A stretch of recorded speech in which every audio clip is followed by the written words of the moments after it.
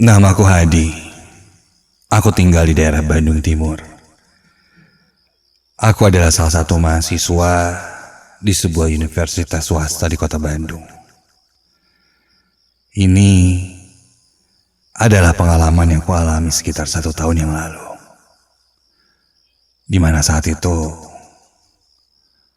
aku dan teman kampusku sedang menginap di salah satu villa di daerah pegunungan di Bandung Timur.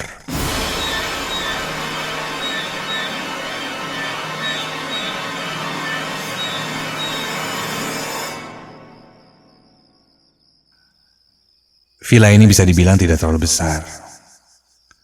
Ada 3 kamar, 2 kamar mandi, dapur, ruang TV, dan ruang kumpul atau ruang keluarga. Semua dindingnya terbuat dari kayu,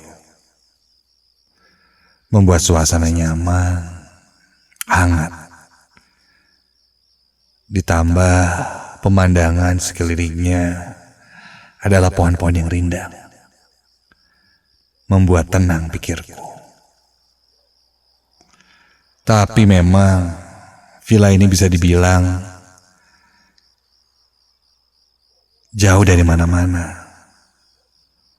Posisinya agak di pelosok dan berada di tengah-tengah hutan.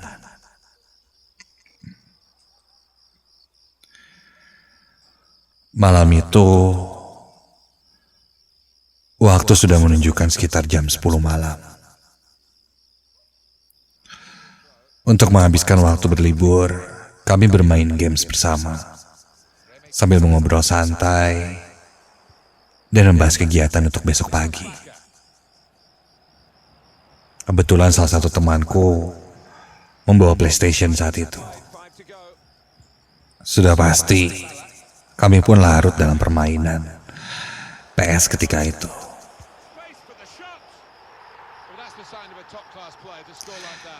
Di saat kita sedang asik bermain games, salah satu temanku mengajak taruhan, di mana yang kalah harus memasak dan menyiapkan makanan untuk semua yang ada di villa ini. Tentunya aku tidak mau kalah. Kami pun bertanding dengan sangat sengit. Ketika itu, kami bermain game bola. Singkat cerita, permainan pun selesai. Dan akulah yang kalah dalam pertandingan itu. Mau tak mau, aku harus memasak untuk mereka karena itu taruhannya.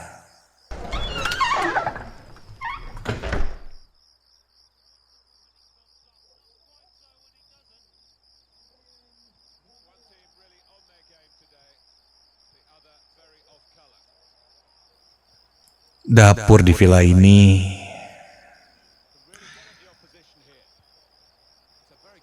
berada di bawah, dekat kamar mandi dan gudang. Aku pun berjalan sendiri menuju dapur, siap-siap untuk memasak. Sampai di dapur, jelas suasana sangat sepi. Ketika itu hampir tengah malam.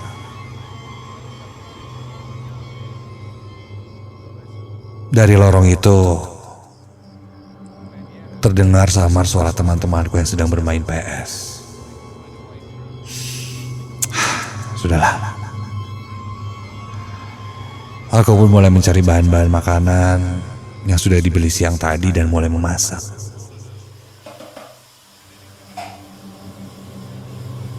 Sambil memasak, aku sedikit bersenandung dan bernyanyi-nyanyi.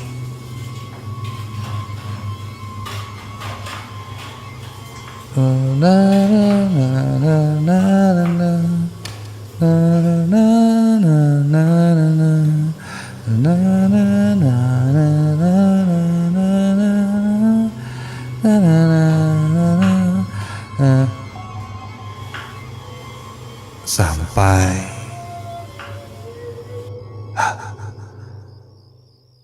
aku seperti mendengar sesuatu. Dan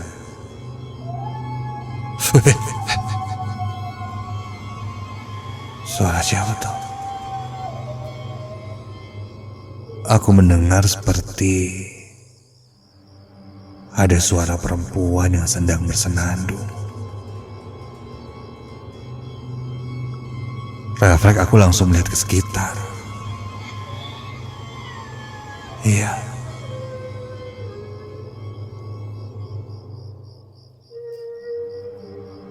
Masih terdengar suara perempuan yang sedang bersenandung.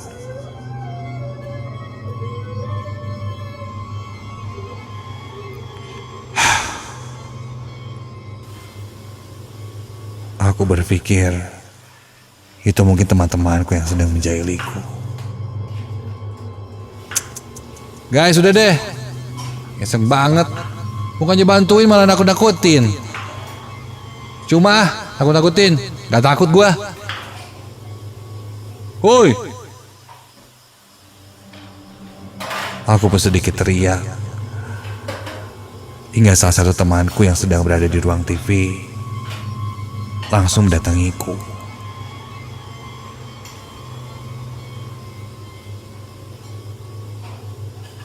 Dia bilang, kenapa aku berteriak-teriak?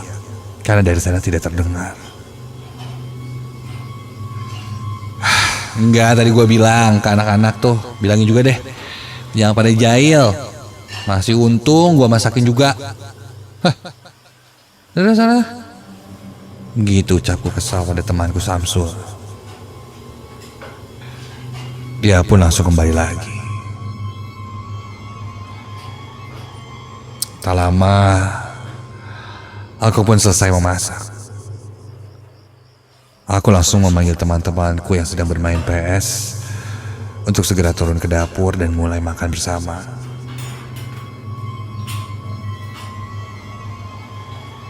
Satu persatu temanku pun terlihat turun dari tangga dan langsung mengambil makanannya. Tak sampai berapa menit, makanan yang kumasak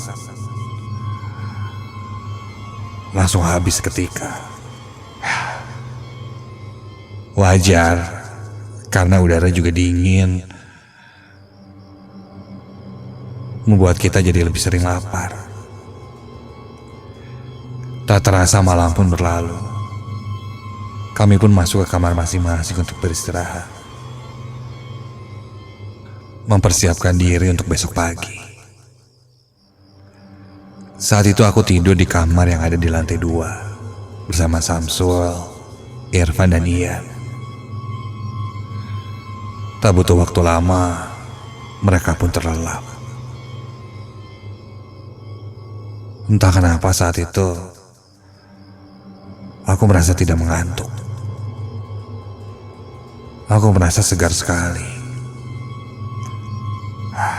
Kupaksakan tidur pun tidak bisa.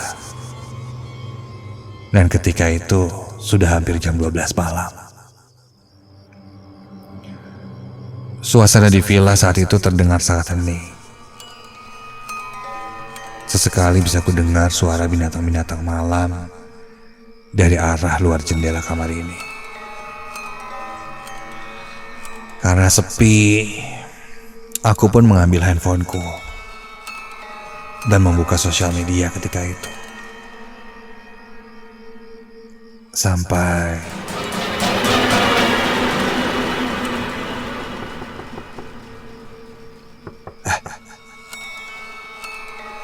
ada yang mengetuk pintu villa ini. Iya, terdengar jelas ada yang mengetuk pintu depan villa ini. Aku pun coba membangunkan temanku Samsul yang sedang tidur di sampingku. Sul, Sul, bangun Sul. Ada yang ngetuk-ngetuk pintu tuh. Bukain Gi. Sul, bangun. Namun Samsul tidak membalas ucapanku. Aku pun keluar dari kamar dan turun untuk mengecek, siapa tahu memang penjaga villa ini yang sedang patroli.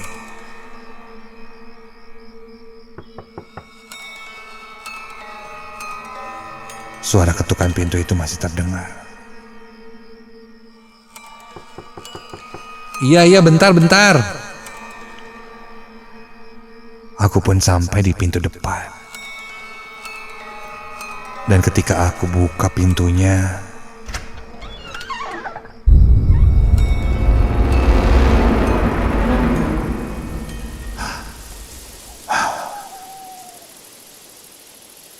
tidak ada siapa-siapa di depan pintu itu.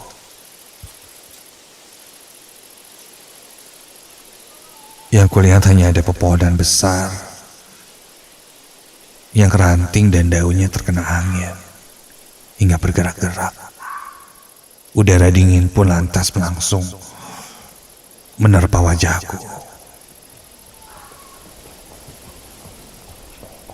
Aku masih penasaran. Tadi yang ngetok tuh dari pintu depan ini atau pintu belakang ya? Aku masih mencoba berpikir positif.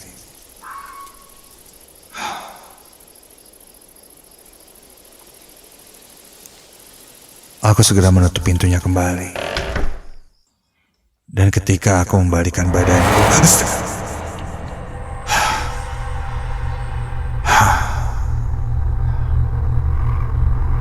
aku melihat ada seseorang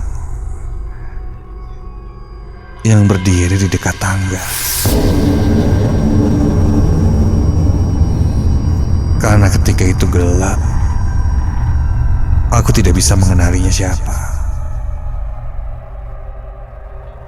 Dia berdiri membelakangiku. Berdiri tepat di depan tangga untuk naik ke lantai 2. Mungkin itu salah satu dari temanku. Orang itu berdiri dengan kepalanya ditudungi kain berwarna merah. Aku tidak bisa menebak siapa itu. Sul, tuh lo ya Sul? Samsul, Van, Yan, Huy. Ya bercanda. Siapa sih yang berdiri itu? Ada kerjaan deh. Nakut-nakutin.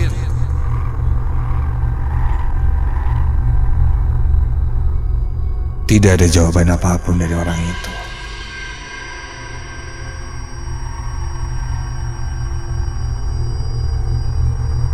Dan masih terlihat berdiri sampai sesekali kulihat dia bergerak.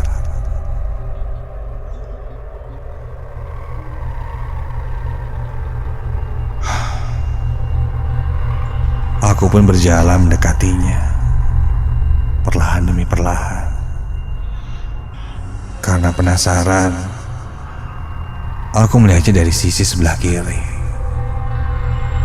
Masih tidak terlihat. Badannya tertutupi kain merah yang cukup panjang. Dari kepala sampai... Ketika kulihat ke arah kaki... Loh, astaga. Kulihat kakinya. Kakinya tidak menapak ke lantai.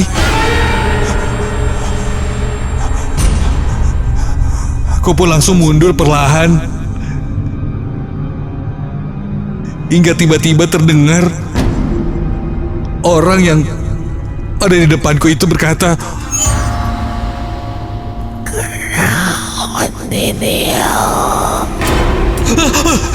seketika sosok itu membalikkan badannya dan astaga, sekarang kulihat jelas. Ternyata sosok yang ada di balik kain merah itu adalah sosok nenek-nenek tua dengan wajah yang sangat pucat. Kedua bola matanya berwarna hitam pekat dan dia menyeringai seperti tertawa sangat mengerikan. Sosok nenek-nenek itu kini melayang semakin mendekatiku. Kakiku tidak bisa bergerak. Aku pun coba berhafal doa-doa di dalam hatiku, berharap bisa mengusir sosok nenek itu. Ketika semakin dekat, mulut nenek itu menganga dan mulutnya terbuka sangat panjang. Aku berteriak sekencang-kencangnya sampai ku dengar dari kejauhan suara orang berlari dan ternyata itu teman-temanku. Seketika itu sosok nenek itu berubah wujud menjadi asap hitam pekat dan tiba-tiba menghilang. Teman-temanku langsung menyalakan lampu dan menghampiriku. Mereka mendengar suara teriakanku dan membuat mereka terbangun, lalu turun ke bawah.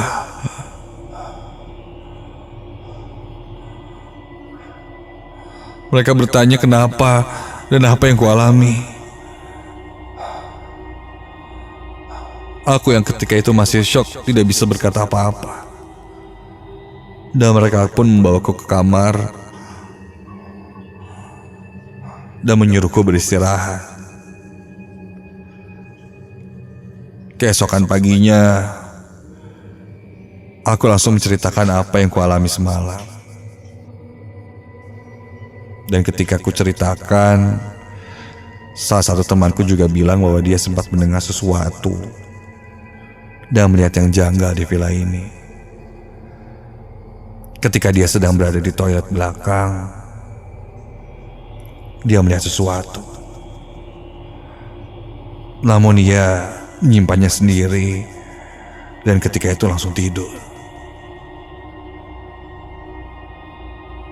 Merasa menjadi tidak nyaman di villa ini, salah satu temanku berinisiatif untuk bertanya kepada seorang warga yang ada di sekitar sana, yang juga penjaga di villa itu.